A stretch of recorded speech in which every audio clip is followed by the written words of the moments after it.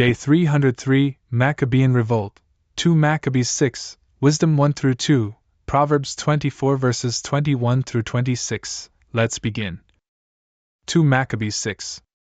But not much time later, the king sent a certain elder of Antioch, who compelled the Jews to transfer themselves from the laws of God and of their fathers, and also to contaminate the temple that was in Jerusalem, and to name it Jupiter of Olympus, and in Gerizim, Jupiter of hospitality, exactly like those who inhabited the place. Yet the worst and most grievous thing of all was the onrush of evils. For the temple was full of the luxuries and carousings of the Gentiles, and of consorting with promiscuous women. And the women hurried themselves unreservedly into the sacred buildings, bringing in things that were not lawful. And even the altar was filled with illicit things, which were prohibited by the laws. And also the Sabbaths were not kept, and the solemn days of the fathers were not observed, either did anyone simply confess himself to be a Jew. And so, they were led by bitter necessity, on the birthday of the king, to the sacrifices. And, when the holy things of Liber were celebrated, they were forced to go around crowned with the ivy of Liber. Then a decree went out to the neighboring cities of the Gentiles, suggested by the Ptolemies, that they too should act in a similar manner against the Jews, to oblige them to sacrifice. And that those who were not willing to conform to the institutions of the Gentiles should be executed. Therefore, there was misery to be seen. For 2 women were denounced for having had their boys circumcised. These, with the infants suspended at their breasts, when they had publicly led them around the city, they cast down from the walls. Truly, others, meeting together in nearby caves and celebrating the Sabbath day secretly, when they had been discovered by Philip, were burned with fire, because they showed reverence to the observances of religion, deciding to help themselves by their own hand. So then, I beg those who will read this book, let them not be repelled by these adverse events, but let them consider that these things happened, not for the destruction, but for the correction, of our people. For it is also an indication of great benefits that sinners are not permitted to continue in their ways for a long time, but are promptly brought to punishment. For, as it is with other nations, whom the Lord patiently awaits, so that, when the day of judgment will arrive, he may punish them according to the plenitude of their sins, not so does he also deal with us, as if to put off our sins until the end, so as to punish us for them eventually. Because of this, he certainly would never take away his mercy from us. Yet truly, chastising his people in adversity, he does not abandon them. But these few things have been spoken by us as a reminder to the reader. For now we have arrived at the narration. And so, Eleazar, one of the chief scribes, a man advanced in years and of stately countenance, was compelled to open his mouth wide to consume the flesh of swine. Yet he, embracing a most glorious death, as greater than a detestable life, went forward voluntarily to the torments. And so, thinking over the manner by which he ought to approach it, enduring patiently, he was determined not to permit, due to a love for life, any unlawful things. Yet those who stood near, being moved by an iniquitous pity because of long friendship with the man, taking him aside privately, asked that flesh be brought which was lawful for him to eat, so that he could pretend to have eaten, just as the king had commanded, from the flesh of the sacrifice. So then, by doing this, he might be freed from death. And it was because of their old friendship with the man that they performed this kindness for him. But he began to consider the eminent dignity of his stage of life and old age, and the natural honor of gray hair, as well as his exemplary words and deeds from childhood. And he responded quickly, according also to the ordinances of the sacred law preserved by God, saying that he would first be sent to the underworld. For it is not worthy for those of our age, he said, to deceive, so that many adolescents might think that Eleazar, at 90 years, had converted to the life of the foreigners. And so they, because of my pretense and for the sake of a brief time of a corruptible life, would be misled, and through this stain and desecration, I would defile my last years. But if, in the present time, I were rescued from the torments of men, I would then not escape the hand of the Almighty, either in life, nor in death. For this reason, by departing life with fortitude, I will show myself to be clearly worthy of my long life. And so, I will bequeath an example of fortitude to youths, if, with a ready soul and constancy, I carry out an honest death, for the sake of the most serious and most holy laws. And having said this, he was immediately dragged away to execution. But those who led him, and who were more mild a little before, were turned to anger because of the words spoken by him, which they considered to have been brought forth by way of arrogance.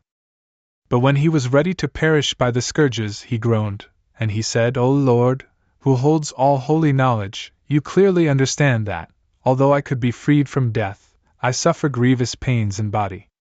Truly, according to the soul, I willingly endure these things, because of your fear. And the way in which this man passed from this life, bequeathed, not only to youths, but also to the entire people, the memory of his death as an example of virtue and fortitude. Wisdom 1:2. Love justice, you who judge the land. Think of the Lord in goodness, and seek him in simplicity of heart. For he is found by those who do not test him, yet he reveals himself to those who have faith in him. For perverse thoughts separate from God. But his virtue, when it is tested, corrects the foolish. For wisdom will not enter into a malicious soul, nor dwell in a body subdued by sin. For the Holy Spirit of instruction will flee from falsehood, and he will withdraw himself from thoughts that are without understanding, and he will not be reached when iniquity overcomes. For the Spirit of wisdom is benevolent, and will not release the evil speaker from his talk, because God is a witness of his temperament, and a true examiner of his heart, and an auditor of his words. For the Spirit of the Lord has filled the world, and he who contains all things, retains knowledge of every voice. Therefore, he who speaks unjust things cannot escape notice, nor will the chastising judgment pass him by. For inquiry will be made into the thoughts of the impious, his conversation also will reach the hearing of God, to the chastising of his iniquities.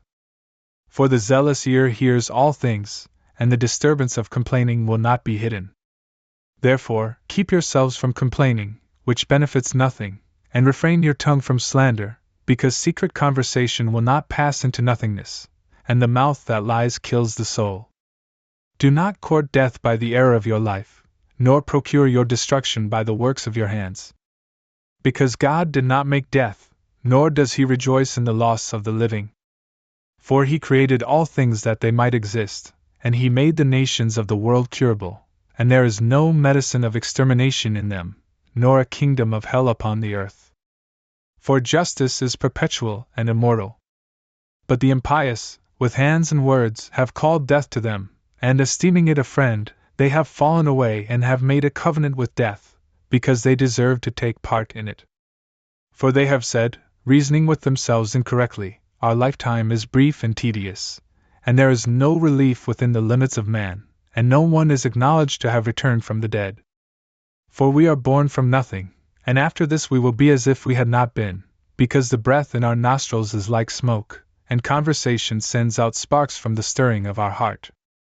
Therefore, when it is extinguished, our body will be ashes, and our spirit will be diffused like a soft breeze, and our life will pass away like the wisp of a cloud, just as a mist is dissolved when it is driven away by the rays of the sun and overpowered by its heat. And in time our name will surrender to oblivion, and no one will have remembrance of our works. For our time is like the passing of a shadow, and nothing can reverse our end, for it is signed and sealed, and cannot be returned. Therefore, hurry, let us enjoy the good things of the present time, and let us quickly use up passing things, just as in youth. Let us indulge ourselves with costly wine and ointments, and let no flower of youth pass us by. Let us surround ourselves with rosebuds before they wither, let no meadow be left untouched by our indulgence. Let no one among us be exempt from our indulgence. Let us leave behind tokens of enjoyment everywhere, for this is our portion, and this is fate. Let us oppress the poor just man, and not spare the widow, nor respect the aged gray hairs of elders. But let our strength be the law of justice, for what is weak is found to be useless. Therefore, let us encircle the just, because he is useless to us, and he is against our works, and he reproaches us with our legal offenses, and makes known to us the sins of our way of life. He promises that he has the knowledge of God and he calls himself the Son of God. He was made among us to expose our very thoughts. He is grievous for us even to behold, for his life is unlike other men's lives, and immutable are his ways. It is as if we are considered by him to be insignificant, and he abstains from our ways as from filth. He prefers the newly justified, and he glories that he has God for his Father. Let us see, then, if his words are true, and let us test what will happen to him, and then we will know what his end will be. For if he is the true Son of God, he will receive him and deliver him from the hands of his adversaries.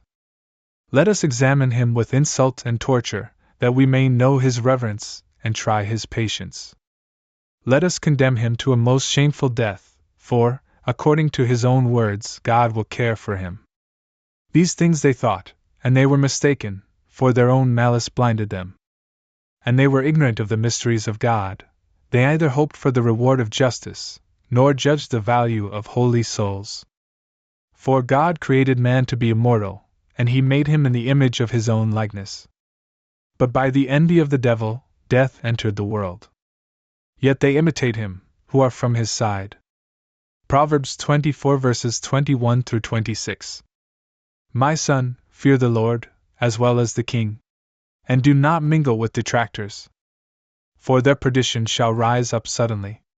And who knows what ruin will be for each of them? Likewise, these things are for the wise.